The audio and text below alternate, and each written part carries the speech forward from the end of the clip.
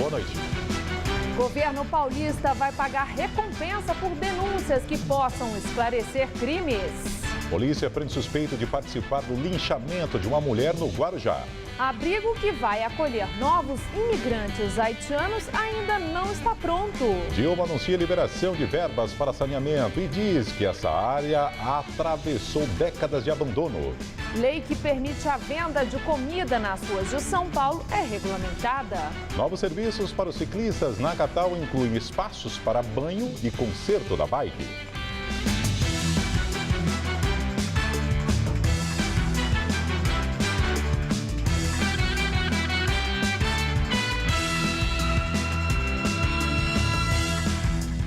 Durante encontro com o embaixador do Haiti, o prefeito Fernando Haddad pede a instalação de um consulado haitiano em São Paulo para agilizar o atendimento aos imigrantes. Um novo abrigo com capacidade para 120 pessoas ainda passa por reformas para acolher os haitianos que chegam à cidade. A reforma de emergência começou no fim de semana. Reparos no telhado, troca da fiação elétrica e encanamento novo para levar água até os tanques, que esta manhã ainda estavam sendo instalados. Os 2 salões do prédio, onde funcionava uma igreja evangélica, vão receber beliches para acomodar 120 pessoas. O imóvel foi emprestado à prefeitura por 3 meses, para desafogar a paróquia no centro, que tem amparado os haitianos que chegam do Acre. São Paulo recebeu no ano passado 2.600 imigrantes do Haiti. O fluxo aumentou muito depois que um centro de acolhida na cidade de Brasileia, perto da fronteira com o Peru, foi fechado. Desde que o Haiti foi devastado por um terremoto em 2010, que o governo brasileiro vem concedendo vistos de permanência em caráter humanitário. Numa reunião com o Ministério da Justiça, a Prefeitura de São Paulo pediu que o governo federal regule o fluxo de haitianos para São Paulo. A quantidade limite seria de 40 pessoas por dia. Pediu também uma força-tarefa da Polícia Federal para regularizar a situação daqueles que não têm sequer o passaporte e que todos eles já venham do Acre com os documentos necessários para trabalhar no Brasil. Aqueles que não têm, regularize, faça a carteira de trabalho, faça o CPF e faça o protocolo de visto de ajuda humanitária, de permanência humanitária no Brasil. Eles vindo com essa documentação para cá, nós temos condições imediatas de recebê-los e ajudá-los na empregabilidade.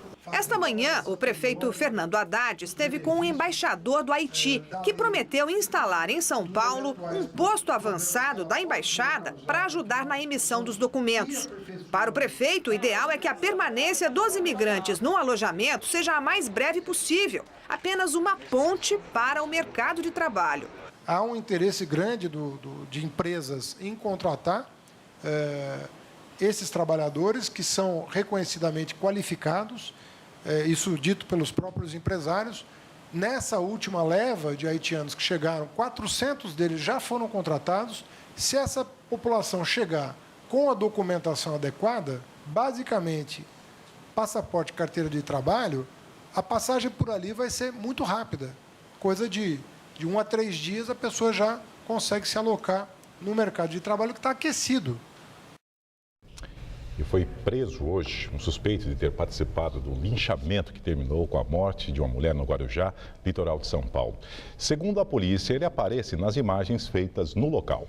De manhã, o corpo de Fabiane Maria de Jesus foi enterrado. Fabiane Maria de Jesus, de 33 anos, morreu ontem após ser linchada por dezenas de pessoas no Guarujá.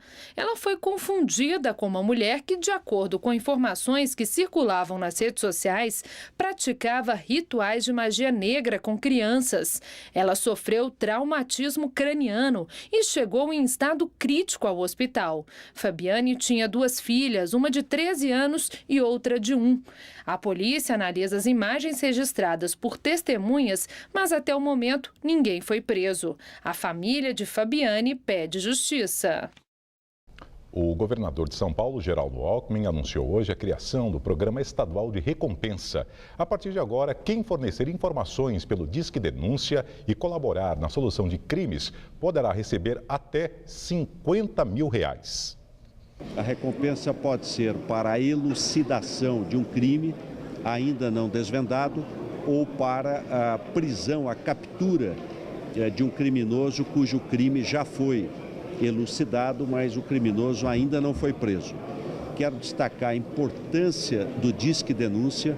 Muitas vidas foram salvas, muitos criminosos foram presos, muitos crimes foram esclarecidos através da participação cidadã da população. E agora, além disto, a recompensa, também garantindo, e aí vem o caso da web denúncia, total sigilo, total anonimato, inclusive para receber a recompensa. A Comissão de Direitos Humanos do Senado, Caseiro, que havia confessado a participação na morte do militar Paulo Malhães, negou o crime. Segundo a polícia, logo após ser preso, Rogério Pires havia confessado envolvimento no suposto assalto que levou à morte do ex-coronel Paulo Malhães. Hoje ele conversou com integrantes da Comissão Estadual da Verdade do Rio de Janeiro. O Caseiro também negou ter facilitado a entrada dos criminosos no sítio de Malhães, embora tenha reconhecido que 2 deles são seus irmãos. O crime aconteceu no dia 25 de abril. A casa de Paulo Malhães foi invadida e teve vários objetos roubados. O coronel foi encontrado morto, amarrado com sinais de asfixia. Um mês antes de morrer, ele havia confessado a prática de tortura e mortes na época da ditadura. Caminhão derruba 2 postes após se enroscar na rede elétrica na rua São Caetano, no centro de São Paulo. Com o acidente, a via está sem luz desde as 5h20 da manhã. A Eletropaulo promete restabelecer a energia até as 8 da noite. O acidente aconteceu na madrugada de hoje. O caminhão se enroscou na fiação e seguiu puxando os postes da Rua das Noivas. O motorista fugiu com o veículo. Ninguém ficou ferido. A Eletropaulo enviou equipes de manutenção para substituir os postes e a fiação. O acesso à Avenida do Estado chegou a ficar bloqueado e provocou muita lentidão no trânsito da região. Para evitar que documentos furtados sejam usados de forma indevida, a Serasa Experian realiza um cadastro para tentar diminuir as vítimas do golpe conhecido como fraude de identidade. Meire ainda se lembra como ficou sem os documentos. É horrível, você se sente, parece que está sem roupa. Que é a mesma coisa, você olha e fala, ai meu Deus, cadê minha bolsa, cadê minhas coisas? É bem assim. Ela não é a única. E eu tava com a bolsa assim, aí eles abriram a bolsa, cataram minha bolsa e levaram tudo. Uma vez eu tava saindo aqui da Consolação mesmo, vindo aqui para essa calçada e acabei deixando a carteira cair no chão. Como é que foi depois disso? É uma burocracia enorme, porque para tirar todos os documentos tudo de novo, demora muito. Segundo o levantamento da Serasa Experian, a cada 17 segundos, uma tentativa de golpe financeiro com o uso de identidade falsa foi registrado pela empresa no mês de março. Em caso de perda, roubo ou furto de documentos, a orientação é fazer primeiro boletim de ocorrência. Quem passa por isso também pode se cadastrar num serviço que avisa todo o comércio sobre o que houve com o seu documento. Evita assim que outra pessoa tente se passar por você. O serviço da Serasa Experian é gratuito. Basta entrar no site da empresa, acessar a guia Roubo ou Perda de Documentos e ler as instruções. O cadastro fica de forma temporária já disponível para o mercado por 10 dias, até que o consumidor nos envie o boletim de ocorrências, que vai certificar aquela ocorrência. Então, independente do cadastro aqui na base de dados da Serasa, nós recomendamos o boletim de ocorrências porque ele fica uma segurança para o consumidor. Assim que a inscrição e o boletim de ocorrência são enviados e o cadastro definitivo é aceito, a queixa de perda ou roubo fica registrada para consulta do comércio. Caso tenha achado o documento ou tirado o outro, é preciso cancelar o cadastro. O benefício para o consumidor é que ele pode ficar protegido de qualquer eventualidade, ou seja, sempre que alguém vier aqui na nossa base de dados e consultar esse CPF, vai um alerta que esse documento teve um problema. E aí, tanto o consumidor como o lojista ficam mais protegidos. O serviço existe há 3 anos, mas Carolina não sabia disso quando perdeu o RG. Há 2 meses, ela foi surpreendida com um aviso do gerente do banco. Havia uma pessoa tentando se passar por ela na mesma agência onde tem conta. E uma pessoa foi com um documento meu, em meu nome, com a foto dela, e com o cheque disse que queria depositar na conta dela, que na verdade é a minha conta. O gerente imediatamente ligou para o meu marido e falou, olha, tem uma pessoa assim, assim, assim. Só que nisso, como demorou um pouquinho, ela já percebeu, essa pessoa que tentou sacar já percebeu e saiu da agência. A hora que a funcionária voltou, ela já não estava lá. Hoje a rotina mudou. Protege mais os pertences pessoais. É a favor do cadastro de perda ou roubo de documentos. Eu acho muito bom.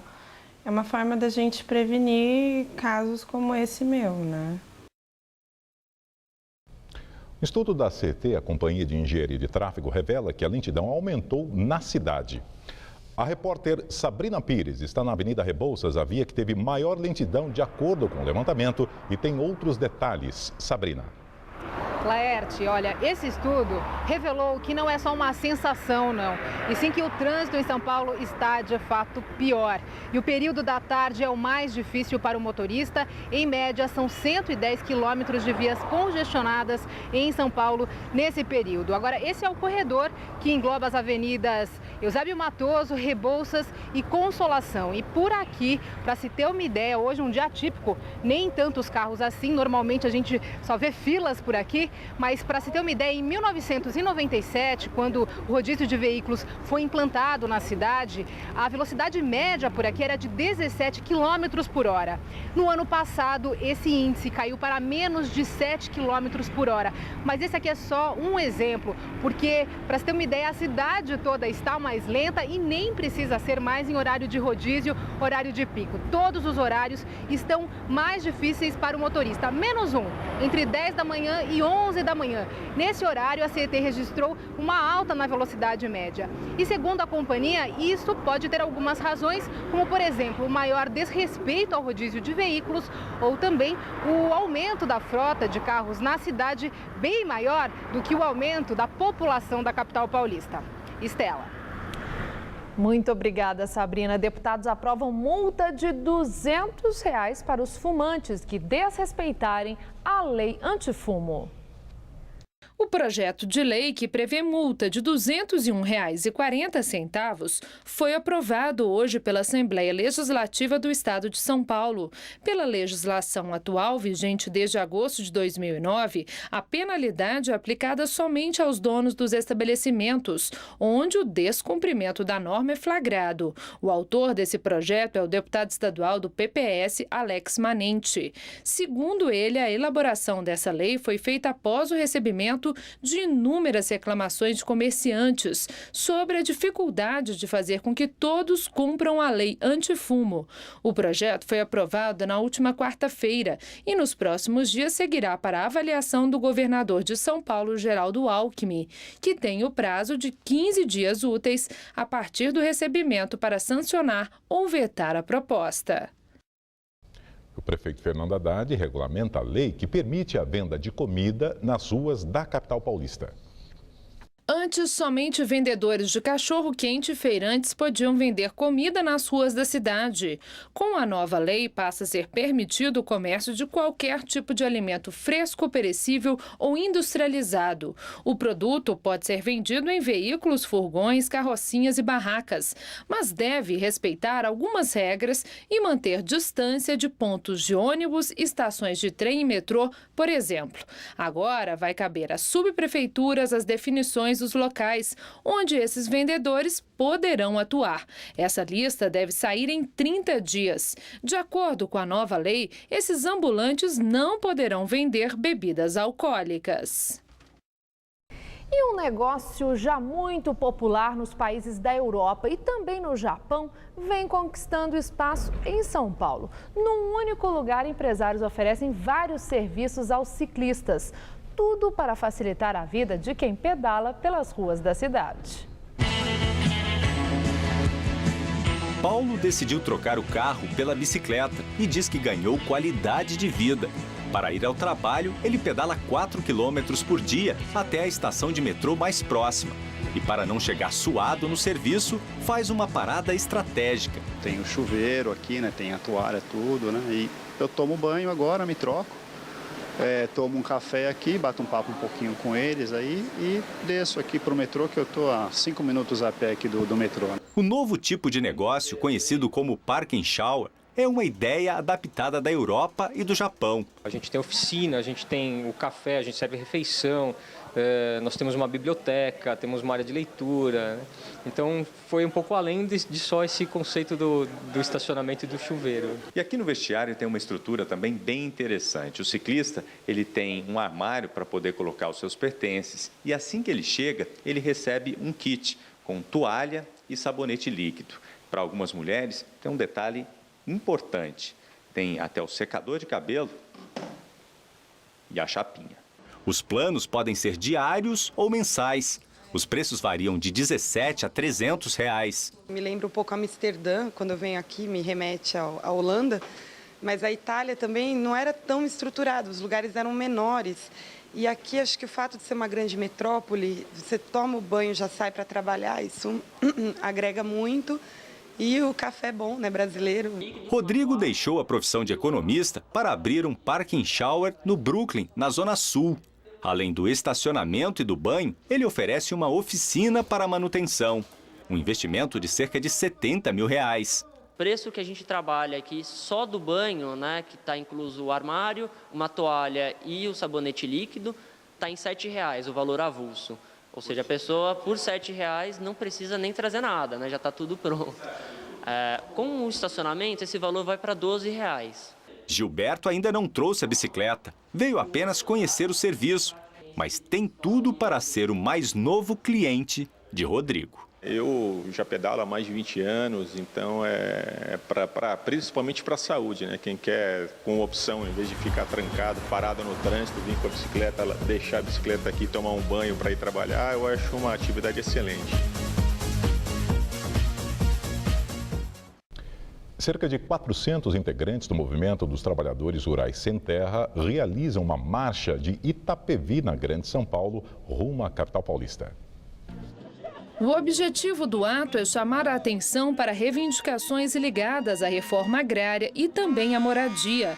O grupo deve chegar ainda hoje à noite em Osasco, na Grande São Paulo, onde vai montar acampamento e amanhã chega à capital paulista, onde irá se juntar ao Movimento dos Trabalhadores Sem Teto. O MTST ocupou um terreno particular de cerca de 150 mil metros quadrados, no Parque do Carmo, na Zona Leste, no último sábado.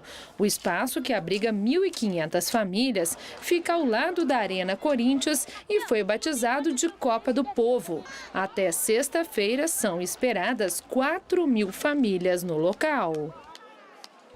Bom, de acordo com a Secretaria Municipal de Habitação, a pasta não pode intervir no local, nesse local e na Zona Leste, porque o terreno é particular. A Secretaria estima que a capital paulista tem cerca de 90 áreas ocupadas. Os números variam diariamente e, na maioria dos casos, são em áreas particulares.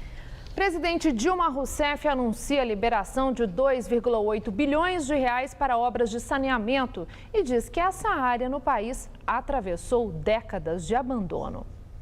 O anúncio foi feito na manhã de hoje, durante a cerimônia de lançamento da terceira etapa do PAC 2. De acordo com o Ministério da Saúde, o valor deve ser repassado pela Fundação Nacional da Saúde, a FUNASA, para obras de saneamento em 635 municípios com até 50 mil habitantes. Abastecimento e tratamento de esgotos, ele tem, num país como o nosso, uma importância fundamental. Por quê? É um setor, tradicionalmente, no qual não se investiu muito ao longo das décadas passadas. Tradicionalmente, se achava que o investimento de saneamento, como era um investimento enterrado em tubulações, que não se via, não era politicamente muito valorizado. O que é uma questão absurda.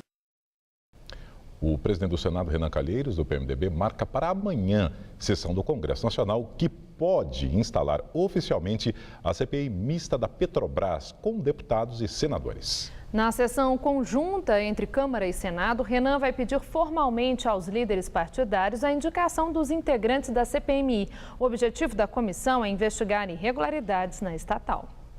E agora vamos ao comentário de política com José Neumann e Pinto. Pois é, continua esse impasse, né? O governo gostaria de manter a CPI no Senado porque controla. A oposição preferia fazer mista, porque na Câmara tem aquele levante lá do Eduardo Cunha, então pode ser que saia alguma investigação. Agora, investigar é preciso. E o fato de se ficar adiando aí essa CPI não está impedindo que saiam novas denúncias, novos rombos denunciados da Petrobras. Aí no fim de semana, a história de 3 termoelétricas, que foi um negócio mal explicado, que o Tribunal de Contas da União apontou para irregularidades, e também um fato novo impressionante, que é o seguinte: em 2006 compraram o Pasadena e aí a Dilma disse que o Severo não explicou direito lá as cláusulas. 2 anos depois, em 2008, compraram a refinaria de Nansei, no Japão. Pois é, eu até entendo isso, né? Diante do estilo do Lula, talvez eles quisessem mudar o nome da refinaria para não sei, não ouvi, não disse, e aí fica tudo bem explicadinho dentro do estilo do governo. Mas a verdade é que investigar é preciso, porque esse rombo, esses prejuízos todos que a Petrobras teve, destinaram esse dinheiro que não entrou no caixa da estatal para algumas contas, né? E nós precisamos saber que contas são essas. Quer dizer, tem um iceberg aí, nós conhecemos a parte exposta do iceberg, que é o barão belga, Frère, ganhou uma grana preta, fez um negociaço lá em Pasadena, na Astra Oil. Agora, tem a parte submersa, que são as contas daqueles que ficaram podres de rico com o empobrecimento da Petrobras, que ainda está fazendo aí uma campanha publicitária para ver se salva a cara. Estava na hora de investigar mesmo para valer, para saber quem é que ficou rico com o buraco da Petrobras, não é verdade? Bom, mas vamos voltar a esse assunto, direto ao assunto, na quinta-feira. E olha, é outono, as noites estão mais frescas, mas o calor voltou a atingir a Grande São Paulo durante o dia. Hoje os termômetros aqui na capital chegaram a bater na casa dos 28 graus. Mas, segundo os meteorologistas, a partir de amanhã as temperaturas vão cair gradativamente. Vamos aos detalhes da previsão para o estado de São Paulo e o Brasil, com Mariana Armentano.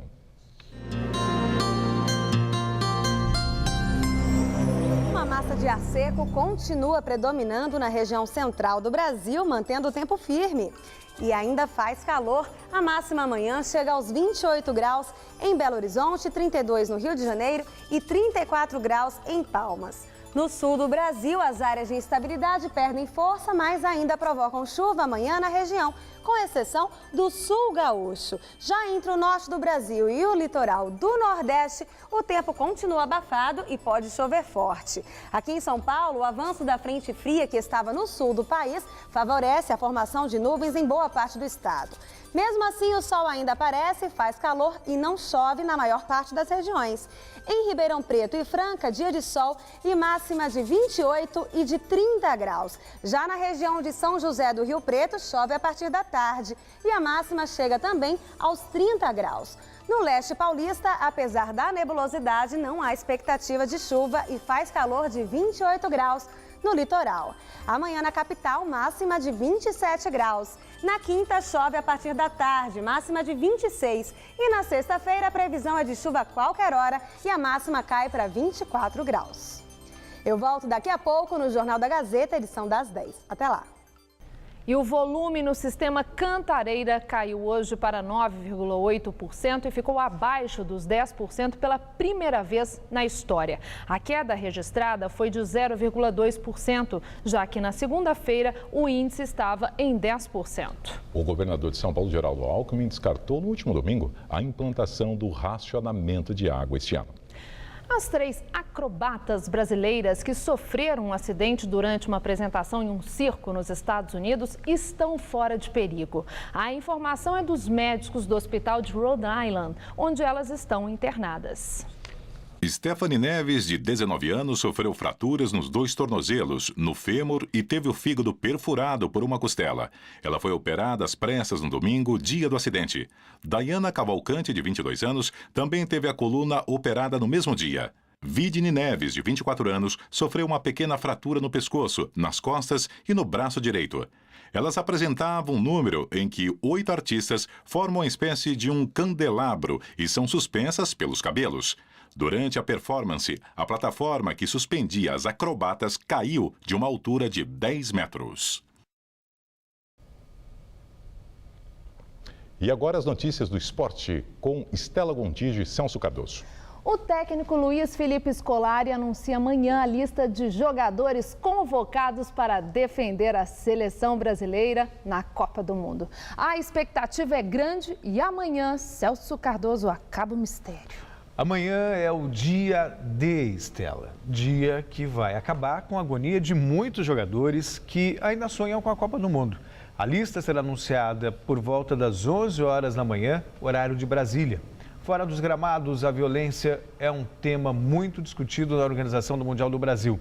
Depois da presidente Dilma Rousseff se manifestar sobre o assunto nas redes sociais no final de semana, o ministro dos Esportes, Aldo Rebelo, também abordou o tema em visita ao Rio de Janeiro.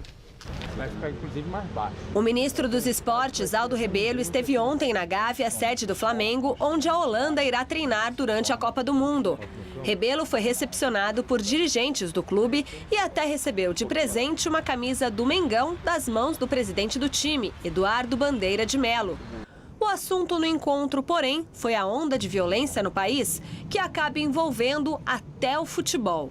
No Brasil, a violência não é apenas no universo do futebol, que mesmo no Rio de Janeiro, vocês viram em manifestações com a maior presença de pessoas de classe média, um cinegrafista foi atingido, assassinado friamente, porque aquilo foi uma coisa planejada, as pessoas sabiam que aquilo podia matar. Outra vez eu vi um policial transformado numa tocha humana aqui numa das praças das avenidas do Rio, alguém tocou fogo no policial. Em São Paulo, um coronel da PM foi espancado por manifestantes. Então eu creio que esse sentimento de impunidade, que não é apenas do futebol, estimula a que no futebol um criminoso possa arrancar um equipamento sanitário e atirar sobre outros torcedores. Enquanto isso, a população sofre. No Rio, mesmo sendo palco de 7 jogos no Mundial, incluindo aí a final da Copa do Mundo, os moradores vivem o clima de insegurança. Para tentar amenizar isso, o governo do estado colocou, a partir de ontem, mais 2.000 policiais militares nas ruas da Cidade Maravilhosa para tentar conter a violência. Será que a medida é suficiente para tranquilizar os turistas e, principalmente, os cidadãos do Rio? Aguardemos a Copa do Mundo. Medidas de segurança necessárias aí, mas há uma grande expectativa, né, Celso? Amanhã estaremos acompanhando também ao vivo a convocação. E você acha, mesmo que o treinador, o Luiz Felipe Scolari, tenha já falado que não vai ter nenhuma surpresa, você acredita que ainda possa ter aí alguma surpresa? É possível ter surpresa, sim. Claro que alguns jogadores já sabem que estão convocados. O próprio Felipe Scolari já adiantou alguns nomes. Por outro lado, existem algumas dúvidas em relação ao terceiro goleiro, zagueiro, por exemplo. Miranda pode ser essa grande surpresa. Se existe uma possibilidade de surpresa, a minha aposta é no Miranda, zagueiro do Atlético de Madrid. E o primeiro grande clássico paulista no Campeonato Brasileiro está programado para o próximo domingo. Corinthians e São Paulo se enfrentam em Barueri pela 4ª rodada do Brasileirão. De folga no meio de semana, o técnico Mano Menezes aproveita o tempo disponível para ajustar a equipe para o clássico. Enquanto o São Paulo pensa no jogo de amanhã contra o CRB pela Copa do Brasil, o Corinthians só treina para o clássico de domingo contra o Tricolor em Barueri. Por aqui, ninguém admite que esse fato seja uma grande vantagem para o time alvinegro, mas o técnico Mano Menezes comemora essa situação. Outro fato que dá maior tranquilidade ao timão é a liderança provisória do Campeonato Brasileiro, pois o objetivo do treinador é que sua equipe termine essa fase pré-Copa do Mundo no mínimo entre os 4 primeiros colocados no Campeonato Nacional. Quanto ao time para o final de semana, o único problema é Jadson, que por força de contrato não pode enfrentar seu ex-clube nessa temporada. Aliás, a diretoria corintiana desmente que o São Paulo tenha proposto um acordo para liberar Pato e Jadson para o clássico de domingo. Segundo o presidente Mário Gobi, o acordo entre os clubes deve ser mantido. Sem Jadson, uma vaga na equipe titular está aberta. Danilo parece ser a opção mais provável, mas Renato Augusto, que vem se recuperando de lesão, corre por fora e pode ser novidade. No próximo sábado, está confirmado mais um evento na Arena Corinthians. Dessa vez, o jogo será de ex-jogadores do clube, num popular Corinthians versus Corinthians. Para este evento, deverão ser colocados à venda cerca de 20 mil ingressos, mas estes bilhetes só deverão estar à disposição dos sócios torcedores do Timão. E já o São Paulo, antes do Corinthians, tem um compromisso importante pela Copa do Brasil. Amanhã o time paulista enfrenta o CRB e precisa da vitória para seguir na competição, já que em Alagoas foi derrotado por 2-1. Quando o centro de treinamento do São Paulo foi aberto para os jornalistas, os jogadores foram para o gramado para jogar o rachão, aquele treino recreativo que normalmente acontece nas vésperas da partida. Mas antes dos portões serem abertos, Muricy Ramalho comandou aqui uma atividade tática com o time que vai enfrentar o CRB nesta quarta-feira no Pacaembu pela Copa do Brasil. Ou seja, Muricy Ramalho vai levar até momentos antes do jogo a dúvida sobre como vai montar a equipe. Se vai manter o esquema com 4 atacantes que jogou contra o Coritiba ou se volta com Ganso ao time titular para armar as jogadas. A única alteração que vai acontecer de qualquer maneira é na defesa. Rodrigo Caio, expulso no primeiro jogo, cumpre suspensão automática, será substituído por Edson Silva. Na lateral direita, Luiz Ricardo continua como titular, já que o Douglas está machucado. Depois de perder por 2-1 no primeiro jogo em Maceió, o São Paulo precisa vencer por 1-0 no Pacaembu para conseguir a classificação para a terceira fase. Já o CRB precisa apenas do empate para conseguir a vaga. A equipe alagoana nunca passou em sua história da segunda fase da Copa do Brasil. Com certeza, Celso, muito obrigado, uma boa noite. Boa noite, até amanhã. E agora é com você, Laerte. Mais 8 meninas são sequestradas no nordeste da Nigéria. Homens armados que pertenceriam ao grupo radical islâmico Boko Haram levaram as adolescentes que tinham entre 12 e 15 anos. As buscas pelas outras 200 estudantes raptadas em abril continuam. O ministro das Relações Exteriores britânico, William Hague, ofereceu ajuda à Nigéria nas buscas pelas estudantes. O país já aceitou a assistência dos Estados Unidos, que disponibilizou equipes com experiência em investigações e negociações de reféns. Hoje, a primeira-dama nigeriana, Patience Jonathan, chegou a chorar em meio a uma reunião com mulheres representantes de várias regiões da Nigéria.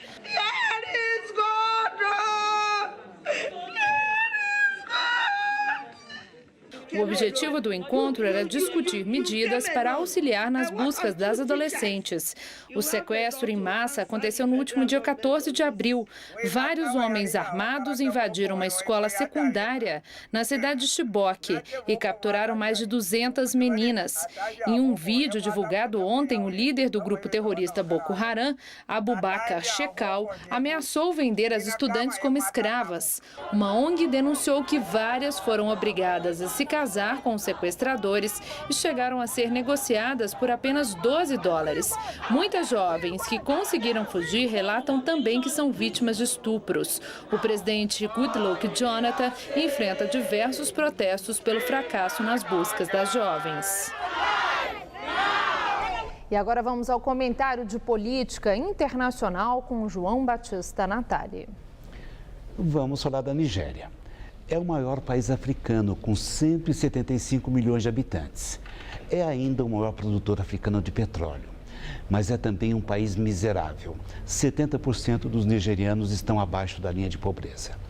Pois foi no noroeste da Nigéria que, em 14 de abril, um grupo de criminosos islâmicos sequestrou numa escola 276 meninas adolescentes. Entre elas, 53 conseguiram fugir. Esses criminosos, que professam o islamismo de jirico, dizem que mulher não pode estudar. E agora, no domingo, eles praticaram 8 novos sequestros. Ficamos sabendo só hoje disso. Esses bandidos pertencem a um grupo chamado Boko Haram. O chefe deles anunciou que as garotas seriam vendidas, ou seja, poderiam virar escravas sexuais. Não estamos diante de um problema policial. Estamos de uma questão seríssima de direitos humanos. E que providências o governo da Nigéria tomou? Mandou soldados para a região, mas um jornal de lá informa que os rebeldes têm melhores armas que o do exército. A Nigéria é um dos países mais corruptos do mundo. Seu orçamento militar é de 6 milhões de dólares por ano, o dobro do orçamento com a educação. Mas o dinheiro para a renovação dos arsenais deve ter ido parar no bolso de algum dirigente. Os Estados Unidos ofereceram ajuda para resgatar as meninas.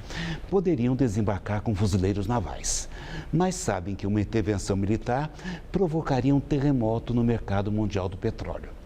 Esse episódio vergonhoso lembra o que aconteceu há 18 anos em Uganda. Um grupo de fanáticos, desta vez cristãos, queria construir uma república em que a única lei seriam os 10 mandamentos. Sequestrou 139 garotas adolescentes. Uma freirinha meio heróica libertou mais de 100. A maior parte foi resgatada meses depois, mas já estavam quase todas grávidas. A moral da história é uma só. Burrice, violência e fanatismo existe tanto entre cristãos quanto entre muçulmanos. É assim que o mundo gira. Boa noite. Estudantes reclamam que desde janeiro enfrentam problemas para utilizar o bilhete único em São Paulo. São reclamações diversas que têm levado estudantes e pais a formarem longas filas nos postos da SP Trans e nas estações de metrô. O dia todo foi assim no posto de recarga do bilhete único na rua 15 de novembro. Fila e muitas queixas. Vim direto aqui, a moça gerou o boleto, paguei 2 dias depois e até hoje nada. Falaram que ia haver um novo bilhete, aí depois falaram que ia ser reaproveitado o UMIS, que não ia mais vir o outro. Aí agora bloqueou. Eu paguei a taxa de estudante que vem com 2 cartões. Aí um é do bilhete único e o outro é comum, para usar em eventos, coisa e tal. Tem que recarregar o outro e não do bilhete único, entendeu? Eles não avisam isso nos postos. Eu fiz o pagamento, pelo site e não está liberando o crédito. Então vim aqui resolver. Eu passei em Santa Amaro, fiquei 2h30 na fila para resolver, não resolvi. Neste outro posto da SP Trans, que fica no centro, aqui na Sé, os problemas se repetem, as reclamações são as mesmas e desde o início do ano os estudantes vêm enfrentando dificuldades para usar o bilhete único mensal. E aqui em comum uma reclamação. Enquanto as falhas persistem no sistema, eles precisam pagar a tarifa integral de ônibus e metrô. O pagamento da passagem pelo preço cheio preocupa a Dona Maria das Graças, que tem 2 filhos estudando e os 2 com problemas no bilhete único. R$12 todos os dias, vai e voltar. Fora a mensalidade da faculdade, A falha da SP Trans também pesa no orçamento de seu Marco Antônio, que também tem 2 filhos. Um não consegue o cadastro no sistema e outro não consegue fazer a recarga. E a gente não pode, infelizmente, ficar bancando a burocracia da prefeitura, infelizmente. A gente está tendo um ônus maior, porque as autoridades não funcionam. Estudantes pagam metade do valor para andar no transporte público. São R$ 70 por mês para quem só usa ônibus e R$ 115 para o bilhete integrado. Depois de 2h30 na fila, Tiago saiu sem o bilhete. Vou ter que voltar sexta-feira, Mais 2 horinhas de fila, pelo menos. Vamos vir aí. Eu vou trazer um chinelo, uma cadeirinha de praia, para ver se dá uma ajudada. Só mesmo bom humor, Só mesmo bom humor, para aguentar esse clima. Em nota, a SP Trans informou que detectou alguns casos de estudantes que quitaram o boleto de pagamento do bilhete único de estudante, mas tiveram seus cartões bloqueados. A empresa esclareceu que isso acontece quando um aluno gera um boleto no site e, por algum motivo, gera um segundo. Mas nesses casos, o sistema cancela automaticamente o primeiro boleto. Se o aluno paga este documento cancelado, precisa ir a um posto de recarga para liberar o bilhete. A SP Trans diz que seus funcionários estão trabalhando para validar os cartões de alunos que pagaram o boleto errado. E vamos agora à entrevista do dia com Maria Lídia Flandoli. a conquista de apoios para fortalecimento de alianças nas próximas eleições obriga lideranças políticas a complexos acordos e composições. Hoje recebemos o advogado Luiz Flávio Borges Durso, ex-presidente da OAB Seção São Paulo por 3 gestões consecutivas e atualmente presidente do Conselho Político do PTB, o Partido Trabalhista Brasileiro. Doutor Durso, muito obrigada por estar conosco. Uma honra estar aqui com você, Maria. E agora, nessa época, né, já de campanhas, de candidaturas se definindo, é tempo de formação de alianças e definição de apoios. O PTB já definiu o apoio à candidatura à reeleição da presidente Dilma Rousseff. Isso já está fechado? O que nós temos acompanhado aqui em São Paulo é que no plano federal o PTB está muito próximo de fechar essa questão, num apoio à presidente Dilma. Todavia, notícias circularam hoje de uma condição, de uma diretoria num determinado banco para que houvesse a possibilidade de celebrar e cristalizar esse acordo. Essa é uma negociação que está sendo feita no plano federal. Aqui no plano estadual, a posição do PTB é diferente. Mas antes de falarmos do estadual, eu gostaria de falar um pouquinho mais do federal, que é essa questão do entendimento, né? Porque o senhor é doutor na ciência do direito. Eu acho que vale até uma pensata, né? Ex-presidente da OAB, essa entidade com presença tão marcante na história da democracia do Brasil. A negociação política. Realmente já foi divulgado que o PMDB ficou com uma vice-presidência da Caixa Econômica Federal e que isso seria uma forma de reciprocidade a esse apoio do PTB à reeleição de Dilma Rousseff. De imediato se pensa no toma lá da cá, né? O quanto isso aí pode configurar um toma lá da cá. Isso é bom para o partido? Eu não interpreto dessa maneira tão simples desse toma lá da cá. A luta de um partido é para obter espaços de poder. Por isso esse partido se organiza e por isso que ele disputa eleições, para ocupar espaços de poder. Há muitos espaços de poder. Quando entramos na fase de negociações, esses espaços de poder são alvo de acordos, no sentido de se ocupar outros espaços e às vezes também entidades públicas, razão pela qual esse toma lá da cá é algo muito pequeno diante da ideia maior desta conjugação de forças para que nos espaços de poder possa aquele partido com aquela ideologia defender as suas posições. Eu vejo diferente, não acho que seja uma coisa tão simplista, acho que seja algo próprio da democracia, pior se não tivesse conversa. A democracia, ela exige essa conversa. Legitima essa negociação. Penso que legitima, no sentido de que os espaços estão aí. E isso nós tivemos na OAB. Quando eu me candidato à presidência da OAB, eu busco as forças que também compõem a disputa para que elas possam integrar esse espaço de administração da ordem, cada um no seu papel. Bom, agora esse apoio, né, dos partidos políticos, no caso do seu partido, o PTB, o próprio presidente estadual, o presidente nacional do PTB fez uma referência de que esse apoio também ele vai conforme o andamento das circunstâncias, do desempenho do candidato que está sendo apoiado. Tem um movimento Volta Lula, que parece que pode dar uma refluída com o relançamento da candidatura de Dilma Rousseff na festa, né, no 14º Encontro Nacional do PT. Até estava lá a representação do PTB. Mas, se Dilma Rousseff não tiver o desempenho esperado, o PTB abraça o Volta Lula?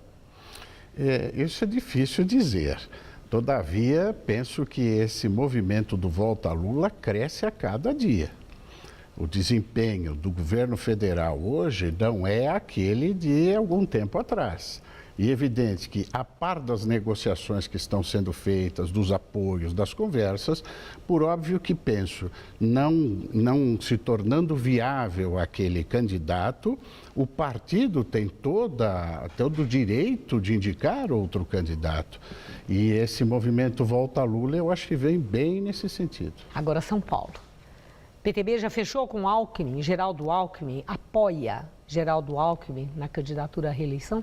O PTB em São Paulo apoia a reeleição do governador Geraldo Alckmin. Há um vínculo histórico. O PTB, por várias vezes, ou foi candidato a vice-governador do Geraldo, ou em outras oportunidades ocupou também, fez parte do seu governo, como atualmente, onde o PTB tem a Secretaria de Esportes. Esta ligação histórica, mais uma vez, leva por uma avaliação também dos demais candidatos, que o melhor candidato hoje para o partido, numa decisão de partido, seja o apoio ao governador Geraldo Alckmin. O candidato do PT, Alexandre Padilha, hoje na sabatina na Folha de São Paulo, fez uma declaração curiosa, que ele disse que ele quer tirar partidos da base de Alckmin. O PTB está assim vulnerável? Ele pode satisfazer esse desejo do Padilha? Eu diria que o candidato Padilha está no seu direito. É do jogo político. Ele tem todo o direito de tentar tirar e levar alguns partidos que estão na base de apoio do governador Geraldo Alckmin para ele. Da mesma forma que o PSDB tem todo o direito de ir buscar os partidos que estão na base de apoio do PT hoje para uma aproximação maior. Querer é uma coisa, poder é outra. No que diz respeito ao PTB, eu penso que isto não será possível porque já há uma posição cristalizada. Aliás, uma frase dita pelo presidente do partido aqui em São Paulo, deputado Campos Machado, é que palavra dada é flecha lançada. O PTB já deu sua palavra de apoio ao governador Geraldo Alckmin na reeleição. O senhor é candidato nessas eleições? Não, nessa eleição. A federal, não? Não serei candidato. Já desistiu da política? Não, pelo contrário. Eu ocupo uma posição dentro do partido, presidindo o conselho político do PTB, onde acredito que estou dando minha contribuição, participando ativamente da política, mas a candidatura, neste momento, não se mostrou adequada. Bom, eu li hoje, num artigo do Arnaldo Jabor, aliás, um artigo que eu não sei se o senhor leu, mas se não leu, eu até recomendo que leia, porque para reflexão, me parece muito interessante, em que ele fala do desalento do brasileiro, que aparece de muitas formas. Nós vimos as manifestações, mas aparece muito através do aumento da criminalidade, da violência, da crueldade da violência e como isso está banalizado, que crime, morte, violência, isso sempre aconteceu, mas com requintes de crueldade, com tortura, com corpos decepados, com linchamento, execução. Aquilo que estão fazendo com as próprias mãos no sentido de punir alguém por algo que tenha cometido ou supostamente tenha cometido. O Jabor acha que é a ausência de uma política contra a violência que pode estar levando a tudo isso, e a corrupção e a impunidade, há um desalento, há uma vergonha do brasileiro, muita gente dizendo até que quer ir embora do país.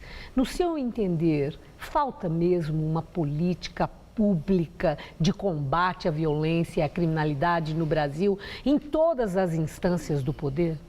Na verdade, essa posição do Jabor, ele colocou tudo dentro da mesma tigela, mas nós precisamos dividir bem isso.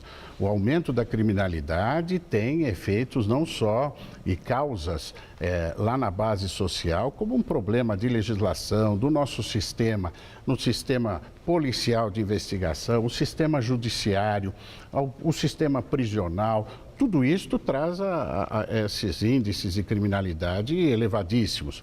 Agora, esse exemplo, como nós assistimos no Guarujá, onde a mulher, aquela pobre criatura... Sim, foi linchada, morta, assassinada. Isso são situações que sempre existiram, vez por outra. O que nós precisamos é ter uma postura de respeito à autoridade, respeito à lei. E eu agradeço muito sua entrevista. Muito obrigado. Boa noite, muito obrigada. Laerte. Operação ucraniana antiterrorista fecha o espaço aéreo da cidade de Donetsk, um dos principais pontos separatistas. O aeroporto Sergei Prokofiev foi fechado pelo Serviço Nacional de Aviação e ainda não tem uma data definida para retomar suas atividades. O maior banco da Ucrânia também amanheceu com as portas fechadas nas áreas de Donetsk e Luhansk, alegando que esta é uma medida temporária tomada por motivos de segurança, já que várias agências se tornaram alvos dos rebeldes nos últimos tempos. Em Kiev, o ministro do Interior da Ucrânia, Arsen Avakov, divulgou que 30 separatistas pró-Rússia e 4 soldados ucranianos morreram ontem no violento confronto em Slaviansk. Ataque em estação de trem na China deixa 6 feridos. A ação aconteceu na parte externa, onde 4 pessoas armadas com facas golpearam os passageiros que desembarcavam. A polícia disparou contra um dos acusados e conseguiu prender o outro. 2 continuam foragidos. Ainda não se sabe o que motivou os ataques, porém autoridades têm se preocupado com o crescimento de grupos radicais islâmicos no país. Um episódio parecido ocorreu na semana passada na estação de trem Urumqi, capital de Xinjiang. 3 pessoas acabaram morrendo e outras 79 ficaram feridas. Mergulhador morre ao perder a consciência durante as buscas por desaparecidos no naufrágio da balsa Sewol, na Coreia do Sul. Ele foi levado ao hospital, mas não conseguiu resistir. As buscas por mais vítimas já duram 21 dias e já foram resgatados mais de 260 corpos. O acidente ocorreu no dia 16 do mês passado e acredita-se que a balsa afundou devido a uma manobra brusca que desequilibrou a embarcação. Ao todo, 476 pessoas estavam a bordo. Israel comemora hoje o dia de sua independência. Porém, a data foi marcada por conflitos entre a tropa de choque e palestinos, que tiveram sua entrada barrada na mesquita de Al-Aqsa, a maior de Jerusalém. Israel impediu a entrada de muçulmanos com menos de 50 anos no local. Para dispersar os manifestantes, a polícia usou bombas de efeito moral e gás lacrimogêneo. De acordo com as autoridades locais, 2 pessoas foram detidas e outras 15 ficaram feridas. E o Jornal da Gazeta fica por aqui. A edição de hoje pode ser vista daqui a pouco no site youtube.com/Jornal da Gazeta. Mais notícias no Jornal da Gazeta, edição das 10. Até já. E o Jornal da Gazeta, às 19 horas, volta amanhã. Uma boa noite para você. Até lá.